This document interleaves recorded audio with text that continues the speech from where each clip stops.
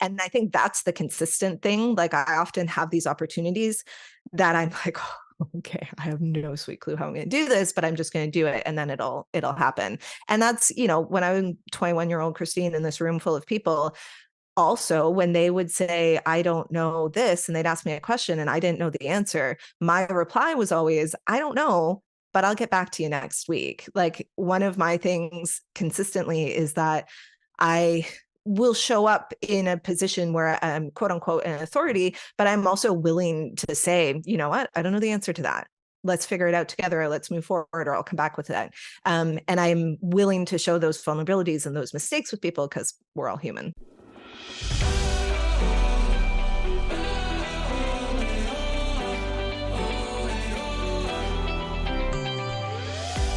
This is the podcast for the entrepreneur who wants to make a big impact, who doesn't shy away from hard work, but also wants to enjoy life along the way. Hi, I'm Heather Sager, former executive turned entrepreneur, and I've spent the last 20 years working with premium brands on sales, marketing, and communication. And I've learned that when you become a magnet with your message, you only need a hint of hustle to achieve your goals. Get ready to be inspired and ignited each week with tangible strategies on sales, speaking, marketing, and so much more. This is the Hint of Hustle podcast. Let's go.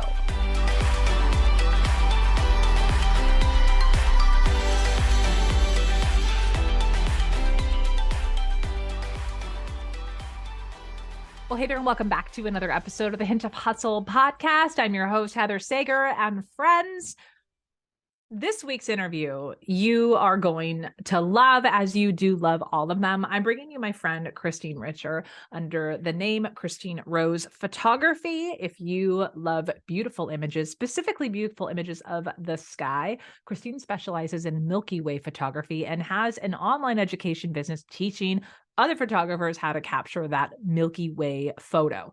Now, to be perfectly honest, before I met Kristine, I only associated the Milky Way as a candy bar.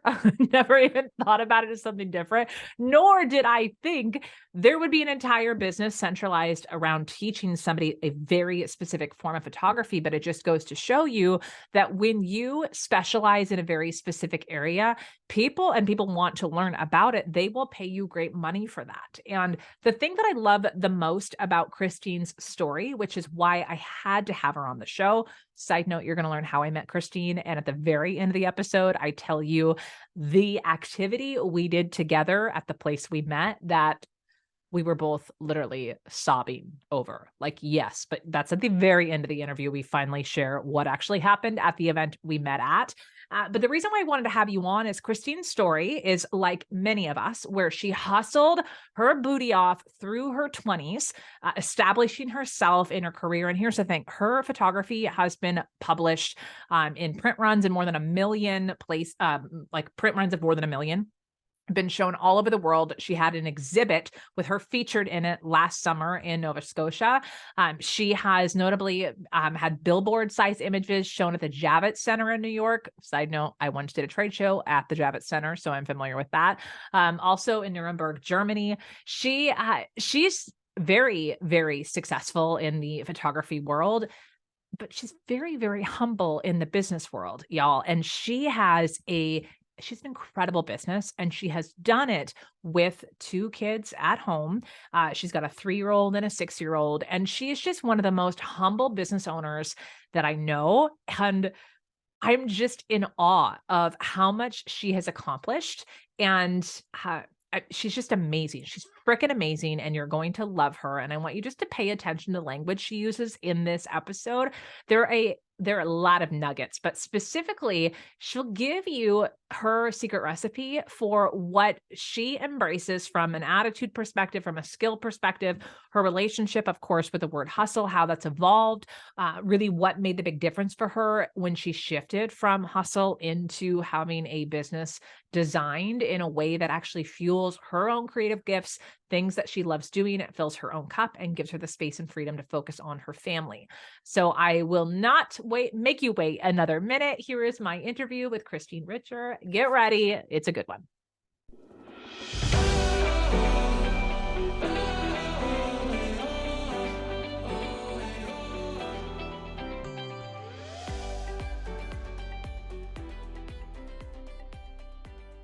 All right, Kristine, welcome to the show officially. I'm so happy that we're finally doing this. I am too. Thank you so much for having me, Heather. It's great to be all here. all the way tuning in from Canada. Why don't you do a quick introduction and tell people what you do in your online business? Yes, absolutely. So my name is Kristine Richer, and I am coming from the wilds of Canada. I live on the east coast of Canada in Nova Scotia, and I am a fine art Milky Way photographer. So my online business is education for hobbyist photographers who want to learn how to photograph the Milky Way. Okay, this is so fascinating because a lot of the people that I've had on the show previously have all been like business to business, like coaching, copywriters, things around that. And your business is so fascinating to me. We'll back up for a moment. So Kristine and I met when we ended up sitting next to each other at a live event together last year in California. I remember it was the last week of March of 2022. And we became fast friends after we had to go through a very awkward activity. Yeah, that's an understatement. Yep. Yeah. It was like a personal growth kind of seminar conference thing where we had to like bare our most vulnerable things to the world. But that is how we met, and we became Voxer friends, and we're now in a mastermind and we chat all the time together. So I know lots about your business, and I'm very excited for my audience to get to know you.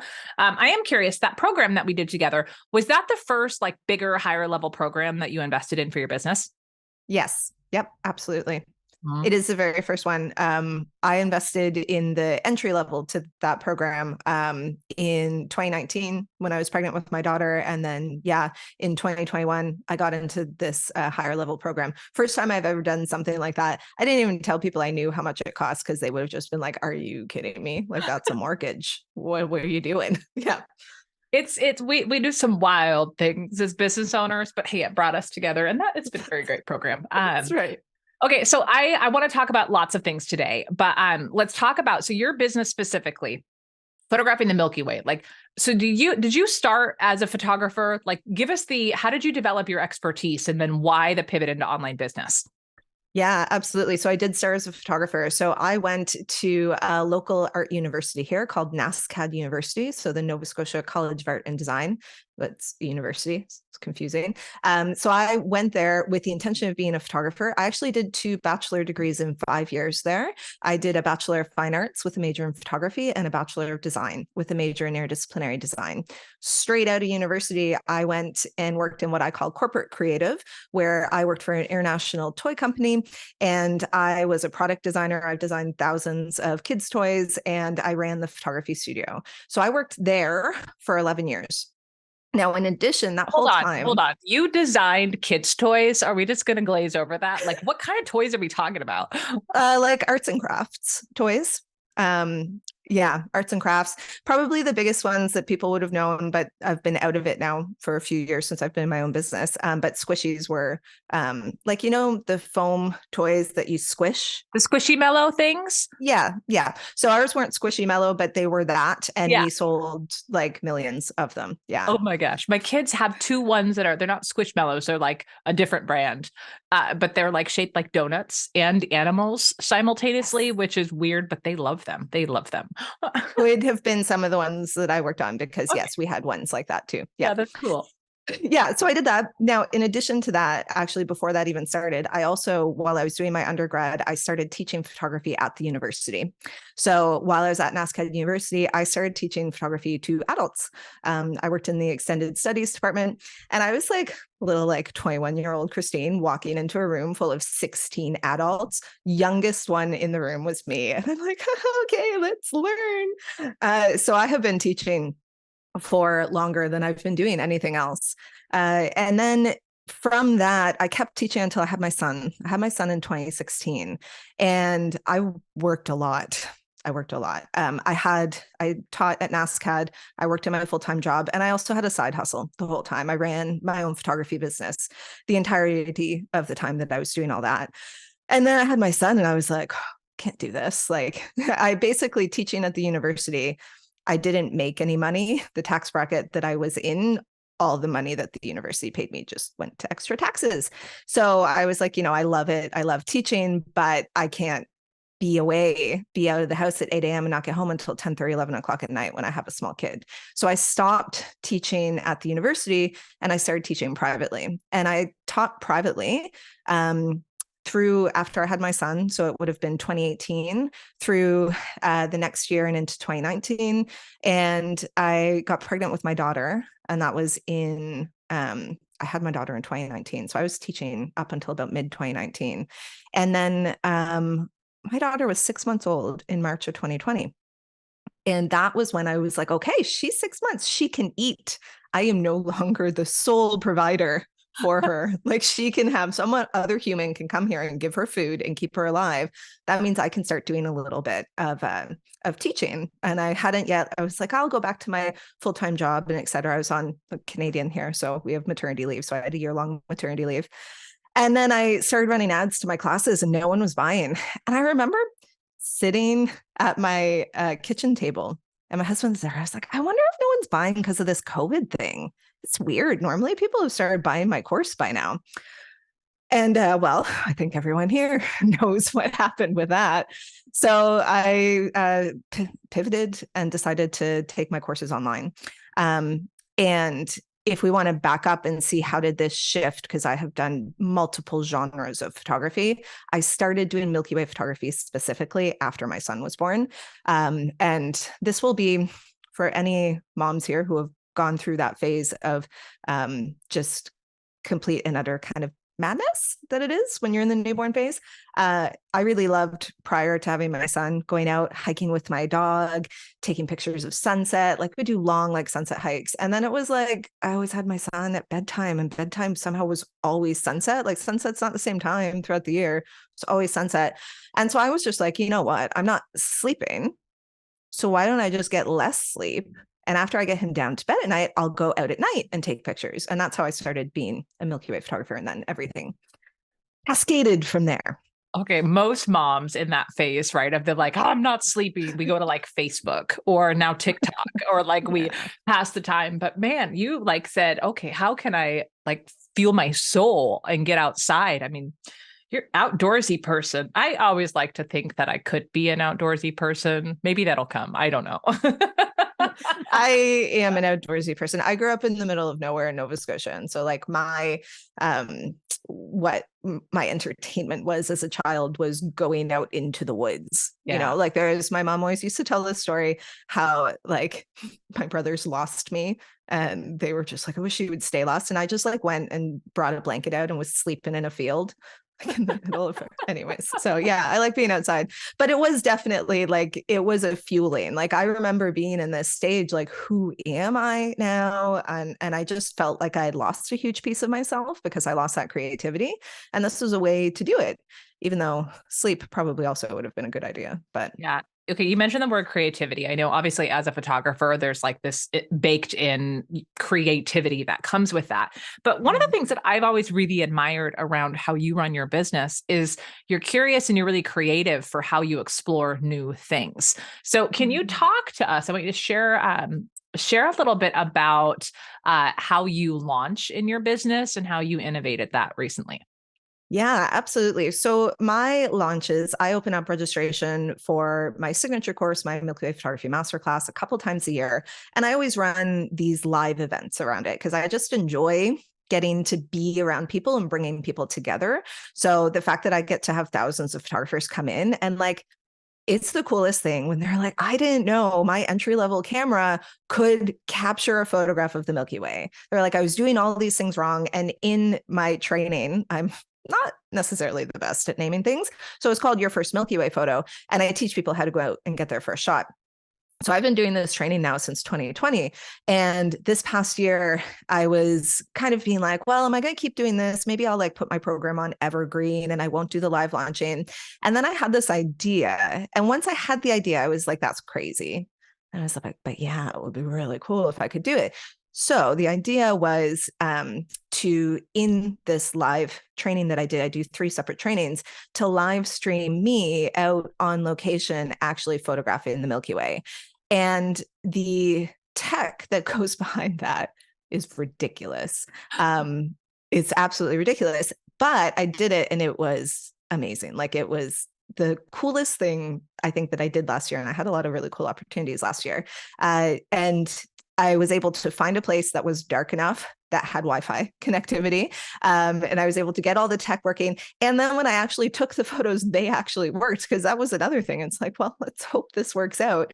And a huge thing, especially here in Nova Scotia, is we got clear skies. So that is not always something that happens here in Nova Scotia. Yeah. It literally stars aligning to make that happen. Yes, I giggle a little. All right, all entrepreneurs listening, if you've ever griped around like, oh, I can't do that because, or, oh, it's too complicated, or all those things. Like sometimes when you have an idea and it might sound wild, like if it lights you up and it makes you excited, like it's worth exploring. I love that. Did you have a backup plan in case like things went down the crapper? My backup plan was just to do things how I had done them already. So just like kind of not do that bit. But that wasn't a real backup plan, because I just assumed that it was going to work out. Like at some point, it was just going to figure itself out. And I'm good enough with tech and technology that I was like, if things mess up, like I can figure it out.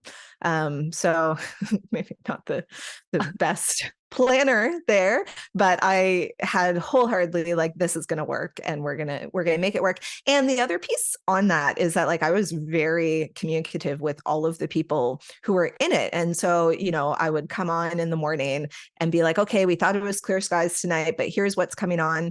And then one night, we were actually going to do it that night. And then I actually drove to the location, and it was so windy. I was just like, I could take photos, but my microphone would be terrible. Like people couldn't hear me. And so then I'm like driving back to do a different training that night. And the whole time though, I was, like I had, one of the new things I did was I got a text message list. So I was like texting people updates, which was really useful, because where there's a lot of like volatility around what's going to happen, this way everyone was kind of crystal clear on it. And yeah, it worked out really well. And I think the fact that I was willing to make mistakes and to be open and to show that to the people who are attending also made them get so much more out of it. There are so many lessons in what you just said in that very, very simple story. One of the things that's really, the thing that you said that was super cool around, I just assumed it was going to work out, right? And that you could say it could be kind of wild, but also that is exactly why things work out for you, is because you have that high belief. But back it up, like you had said that also all those things that you were doing so it would work out, like that constantly checking, the figuring out different scenarios, letting people know. I think I have a question. I'm curious. Is that, I assume things will work out. Has that always been the case for you? Like, do you have that level of confidence in all the things that you do, or is that just specifically in the lane of photography? No, that's not in everything. I wish I could say it was. It is in specific things in my life, and photography and teaching is one of them. It's one area where I'm always exceptionally confident in what I'm doing. Yeah. And was that the case when you started? You said you started teaching when you were 21 years old, and everyone was like way older than you. Like at the beginning, how did that feel, being a 21-year-old speaking to a room of people as the authority? Oh yeah, it was terrifying. Every time. The very first class, so we have at the university, they have what's called the equipment cage, and that's the place where you go and you rent stuff out. I didn't go into the room until on the dot when the class started. I was there a half hour earlier, but I hid in the equipment cage, and I let the people working the cage tell everyone else where to go to get into the class. Like I hid. It was absolutely terrifying. But like when I worked at the university, I worked in the equipment cage and in the photo lab. And that's why they were like, Kristine's really good. You should, you weren't supposed to hire people before they had an undergrad for this position. So I technically wasn't supposed to be allowed. But that when they gave me the offer, I was just like, in my head, I was like, this is crazy and terrifying, but I'm going to do it anyways, because it's an amazing opportunity. And I think that's the consistent thing. Like I often have these opportunities that I'm like, oh, okay, I have no sweet clue how I'm going to do this, but I'm just going to do it. And then it'll happen. And that's, when I was 21-year-old Kristine in this room full of people, also, when they would say, I don't know this, and they'd ask me a question and I didn't know the answer, my reply was always, I don't know, but I'll get back to you next week. Like one of my things consistently is that I will show up in a position where I'm quote unquote an authority, but I'm also willing to say, you know what, I don't know the answer to that. let's figure it out together, or let's move forward, or I'll come back with that. And I'm willing to show those vulnerabilities and those mistakes with people because we're all human. So yeah.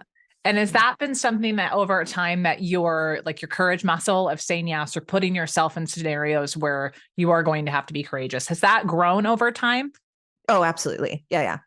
Yes. What 100%. Good advice question. would you have? Like thinking about, so a lot of online business owners, right? Where they're sitting is we see a lot of people have the conversation around, I'm scared to put myself out there, or I'm scared of failing, or what if this launch doesn't work? Or it's always on the teetering, the what ifs. What advice would you give to someone, especially maybe someone who's still trying to get their offer working consistently? Do you have any advice for them around how to get more confident and comfortable in that, in that courageous leap?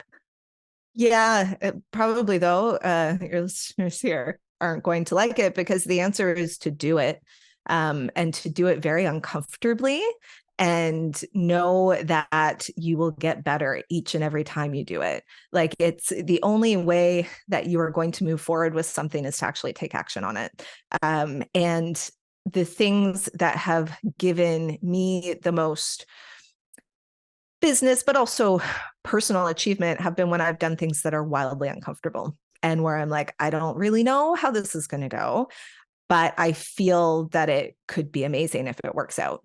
And on that, it's not always like the first couple times you do stuff, like if we go back to me when I first started teaching, there were times when I would just come home and I'd be like, oh my goodness, like they all must think I'm an idiot, and maybe they did. I don't know.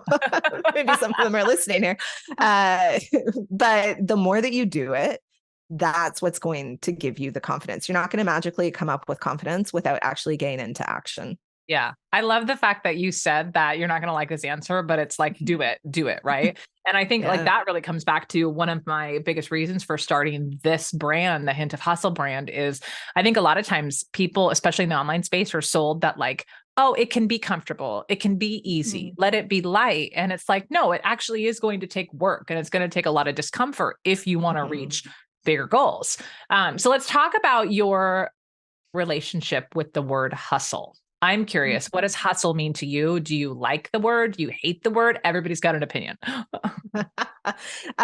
For a while, I really didn't like the word, because I was doing too much of it. So I spent my 20s working 70 to 80-hour weeks, just consistently. I wore busy as like a badge. So with me, kind of like, I had this like hustle and busy. It was the same type of thing. So there was some unlearning that had to be done around my value and being busy and having those two things intertwined, because they're not intertwined. In terms of hustle now, I don't know, I'm kind of neutral to the word. It's not, doesn't make me be like, oh no, I don't want to do that. And it's not like, oh, we should do that. I'm a little bit neutral on it. I would say when we talk about like the reason why I like, and I was like, yeah, I'll be on this podcast, the idea of the hint of hustle, and the idea that you sometimes need to put in, there's an extra drive, there's extra work, there's extra things to be done. That happens in life. Like that's just, there are seasons, there are things that we go through. So I don't know. That's my long answer. That's good. That's good. That's why we like, what it's funny when you were describing your 20s, like literally same of the 20s is the time to like get on the treadmill, like climbing the mountain to whatever we think we're doing in our careers. But like that is the thing, that is the path.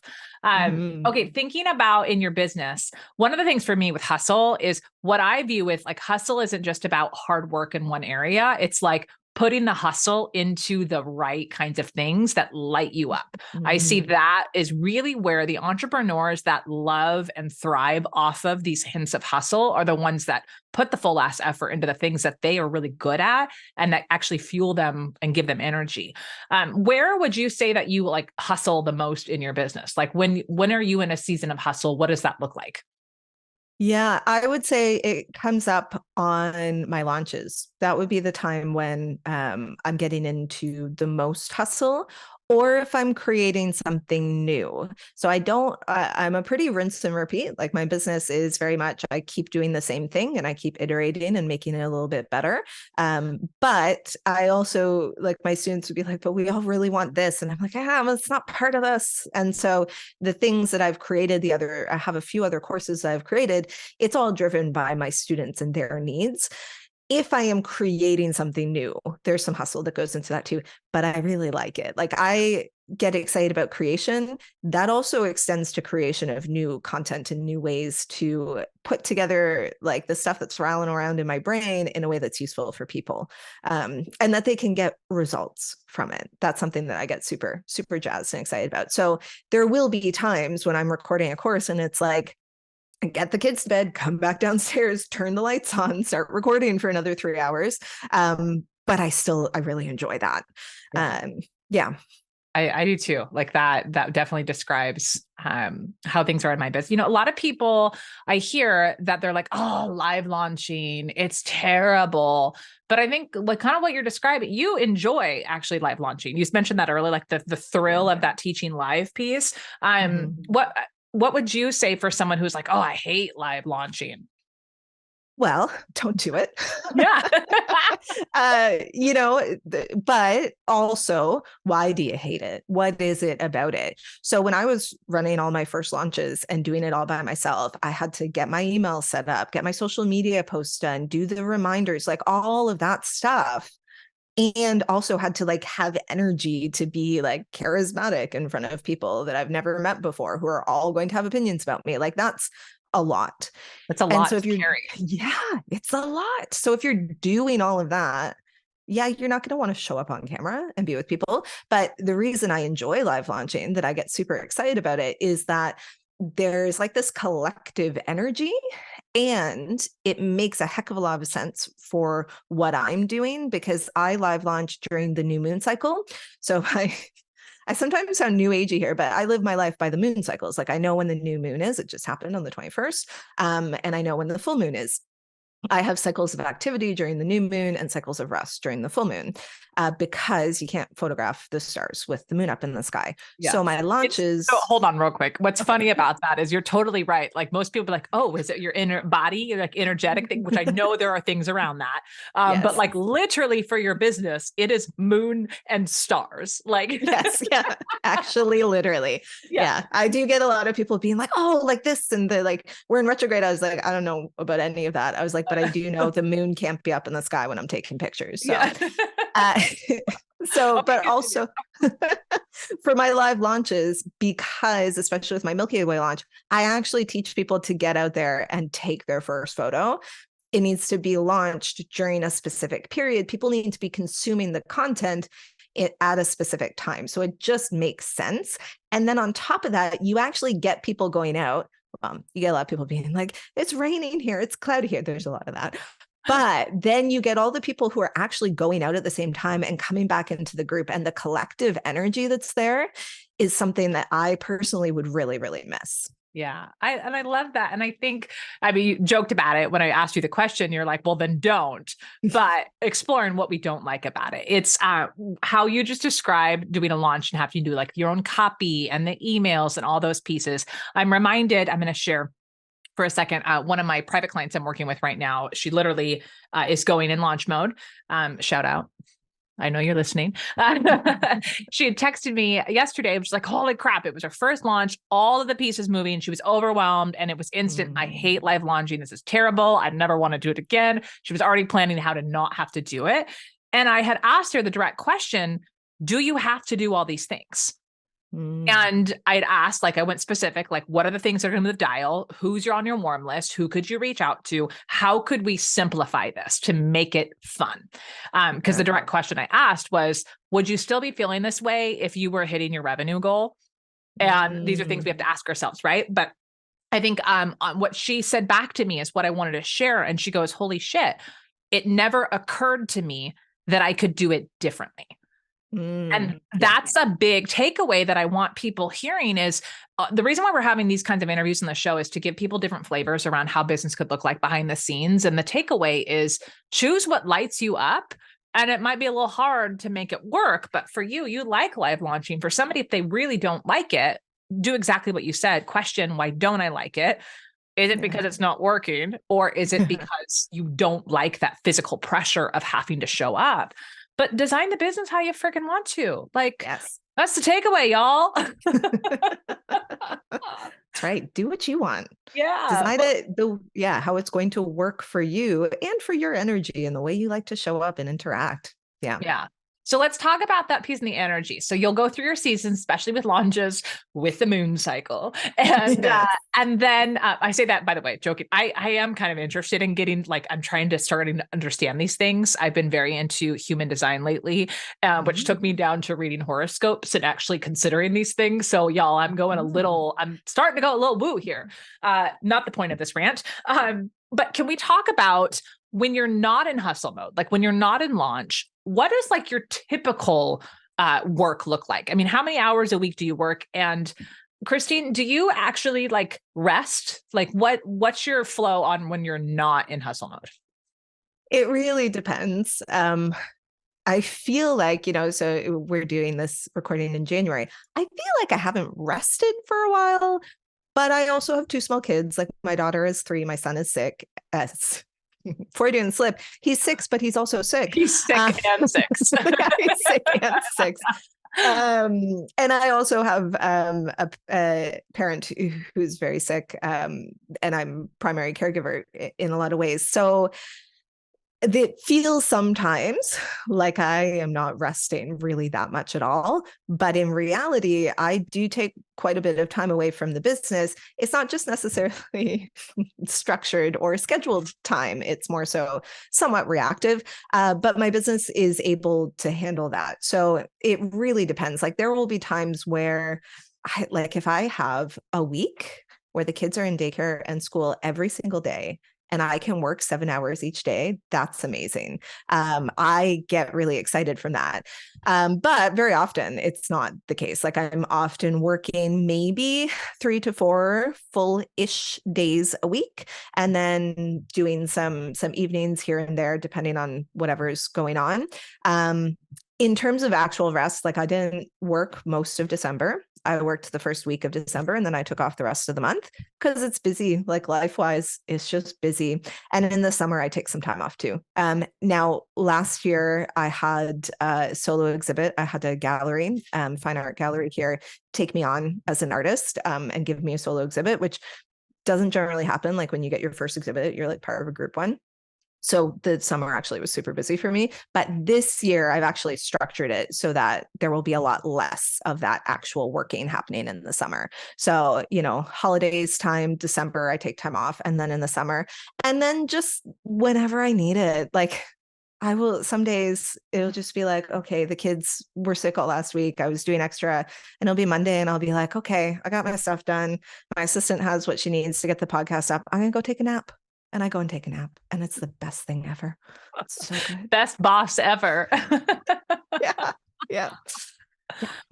I think it's so important that we factor in, especially for those who have young kids, right? And a lot of the audience does either have young kids or on same thing what you're dealing with right now, having a sick parent or someone that they're caretaking for. That is something that I'm hearing a lot more and more about. And I think a lot of times in business, when we hear from other mentors, it's either working really hard or like #self-care. But there's also this other factor of taking care of other people and having different busy seasons in life. It's not just about us and our businesses. There is this whole life we're living and what we're doing this for. So I love that you brought that up. We're going to go through seasons where it's going to be busy in different facets, and it's really important for us to honor that. I am curious, how do you find a little bits of time for just you in all of that? Well, the really good thing is that my business is kind of like predicated on the fact that I can take good photos. And when I'm out at night under the stars, that's me time. Yeah. So like, my whole thing is about connection with the universe and to something bigger. But for me, there's not a lot of times when my brain actually turns off. But if I am out under the stars and creating, it's also like one photo can potentially take 30 to 45 minutes to create an actual just like time that my camera is running and shooting. So I am there. I'm technically being productive. My camera is shooting. I have to, make sure nothing comes and knocks it over. There's no wolves that want to eat me or anything like that. But I can just sit there and be. So it's actually kind of just like built into my business. Yeah. I think that is so genius. Like you literally built a business that fuels your soul and your like pockets. That's just amazing. That's exactly it. Yes. Okay. Yes. I have more questions, but I know people are probably thinking the exact same thing that I am after you just described what it takes for a shoe. Where can people go and actually see your pictures? Yeah, absolutely. So I'm Kristine Rose Photography. Kristine is with a K. You'll find me on Facebook and Instagram. That's kind of like my working place. If I take a picture, I put it up on there. My website, KristineRosePhotography.com, has like my limited edition prints and has like the things that I'm actually like, okay, I've not just sleep edited these. I've actually paid some time and put them in. So you can see my polished stuff on my website. But if you want to see more of like stream of conscious work, you can go to my Instagram or to my Facebook and see all of it there. Okay, I love that. And her work is so beautiful. We're going to link all to that to the show notes so people can see it, because I know it's one thing to describe it. And I know if those watching on YouTube, you can see our conversation, but still not showing the images, but you're doing a beautiful job, like describing and building the desire for me to go now binge them again. Thank you. Thank you, Heather. Okay. I want to think about if you were to go back to 21-year-old Kristine who stepped into that classroom to teach. And then you think on the fast forward from then to where you're now doing your business, if you had the chance to do it all over again, what would you do the exact same and take with you? Or what would you remix and change? That's a really good question. It's a hard one to answer. I would do a lot of it the same. I learned a lot working a lot in my 20s, honestly, doing my full-time job, teaching at NASCAD on the side, and also running side hustles. Like I did pretty much every type of photography imaginable. I did food photography, fashion photography, wedding photography, portraits, newborns, pets, like everything. So I hear a lot of people like, I'm multi-passionate. I'm like, this is especially in photography world. Like I'm a multi-passionate photographer. And it's like, it might not be that. You're just exploring everything. And so I like that I took this time to explore. What would I remix and do a little bit different? I think I would have taken the leap a little bit sooner than I did. It was definitely a push. Like it was like a COVID business push. It's like you do this or you don't do it. That was the time to, if I'm actually going to do this work, like I bought this course to teach me how to take things online, I'm going to do it now, or I'm not going to do it at all. Yeah. But I don't, knowing me and knowing where I was in life and all of that, I don't necessarily see how Kristine could have got there before then. Yeah. Especially, here's one of the other things that really was part of all that. After I had my son, I started doing like a personal development course, which I'd never done before. I was just like, everything's fine. I don't need to think inside my head on anything. There's nothing wrong with me. Spoiler alert. Now I'm just like, go to a therapist. I'm like, here are all my things. I'm a mess. I'm falling apart. But I don't know that I would have had that level of introspection prior to having my son. So, I would like to think that I could have hit go on this before that, but I also know I see the progression and I see how it perfectly leads to where I am now. And it's interesting because I used to listen to a ton of podcasts, and I would listen to people and they would be like, and I just, at my first year in business, and I made $100,000, and I remember listening to them and being like, that's not going to be me. That's crazy.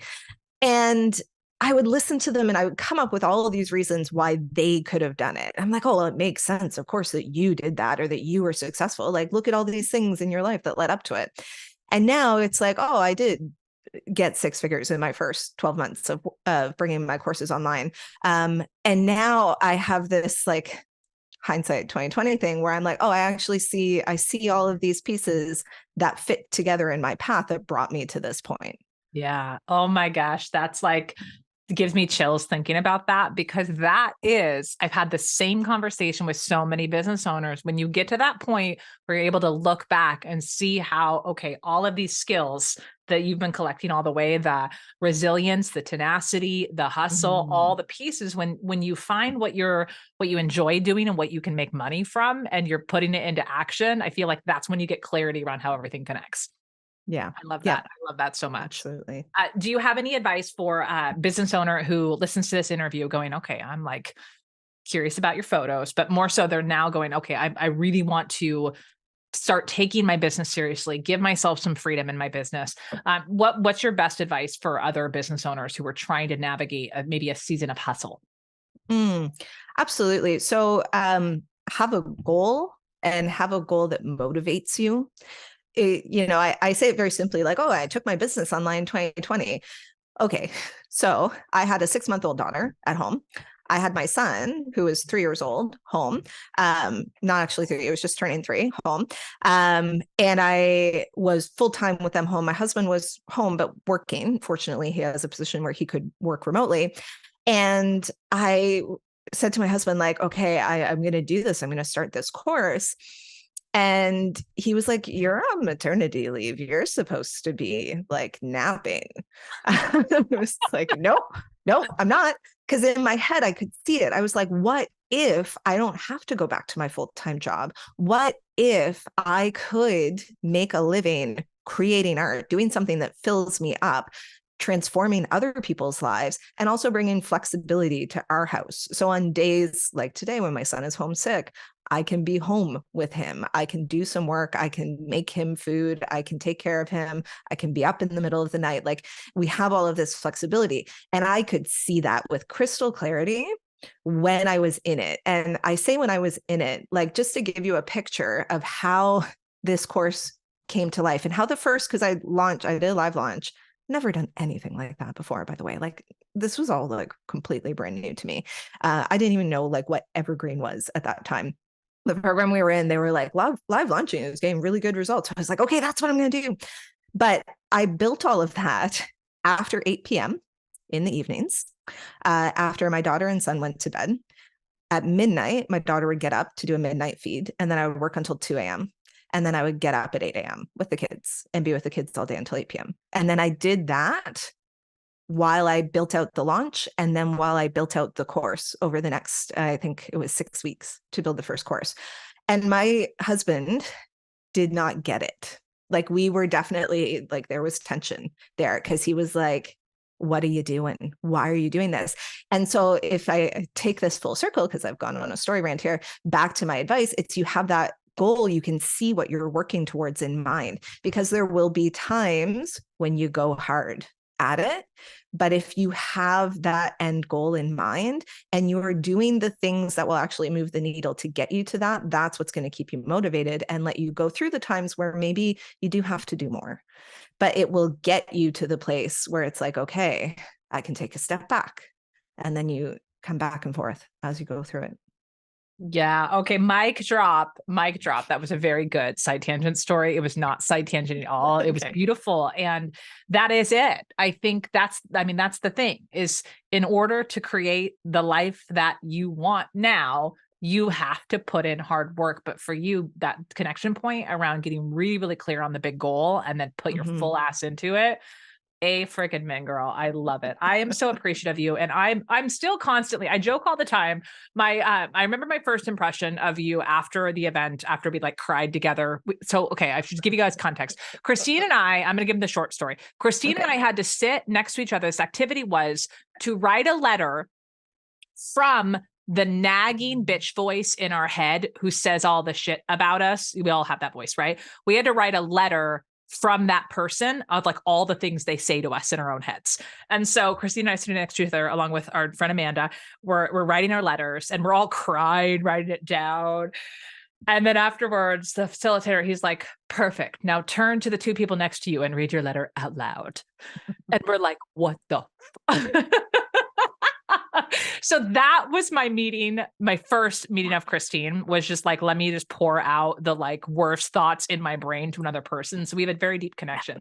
But beyond that moment, what I took from you when we left, I remember thinking like, holy crap, this gal is such a badass. And she is so humble about it because, I mean, you didn't say it in here, but like you have a multiple 6-figure business and just being like,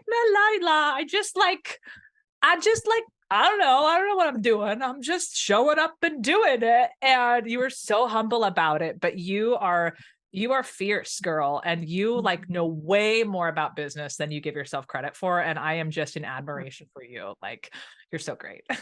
Thank you. That's really sweet of you to say. It's yeah, for everyone listening, we bawled our eyes out. Like I'm almost like tearing up just thinking about it when we were talking and all the things that I said to a person that I've never said to anyone. It certainly was. It was a very good bonding experience, obviously. But it's interesting you say that because it is like a lot of times, again, I'm going to like, I listen to these podcasts for like multiple 6 figures. And I'm like, yeah, I'm not going to do that, but that's okay. I just want to be able to take pictures and support my family. And I assumed that these people just like had all their shit together and like knew everything that you could, like, how could you not? And now that I'm here and I'm like, I'm just still doing the same thing that I've done before. And I appreciate hearing you say that I'm a badass because it does not ever feel like that.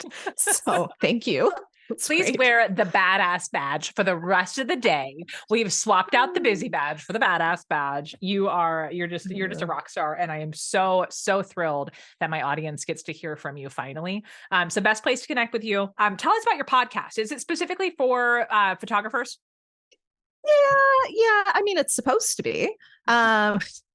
So my podcast is called After Dark Photography Podcast, and it is for Milky Way astrophotographers. But it's I kind of trick my audience a little bit, and there will be a lot of them listening here, and they'll be okay with it because I also get into a lot of other stuff. Like I get into the things that have pushed the needle forward on my creative practice, on my business practice, which they go hand in hand. Yeah. It's like I become a better creative as I become a better business person, which is funny because in the artist culture, it's like, oh, selling out. Like there's so much shit around all of that. So I do specifically, like I have a monthly thing that I started this year where I talk about what's up in the night sky to photograph. I talk about different gear and different techniques, but then I also do things like talking about ways that you can reverse engineer your goals. And I have my students be like, I know this is about photography, but like this is good advice for everything. It's like, I feel like I'm in therapy with Kristine, not a therapist, but so it's for photographers, yes, but it takes it farther than that too. Yeah. Okay. I love that. So I think that'd be good for anyone listening. If you are a photographer, great. But I think any kind of creative entrepreneur, I think that could be fun too. Okay. We're going to give you lots of love on the social media. So we'll connect with you. We're going to link everything up to the show notes. Kristine, thank you. Thank you so much for spending your morning with me on this beautiful interview. And y'all go give Kristine all of the love on this episode. Thank you so much for having me, Heather. I love it. And I look forward to connecting with anyone. Send me a DM on Instagram. I love to talk to people and hear what you're getting from these podcast episodes and support in any way I can. That's great. All right, friends, we'll see you on the next episode.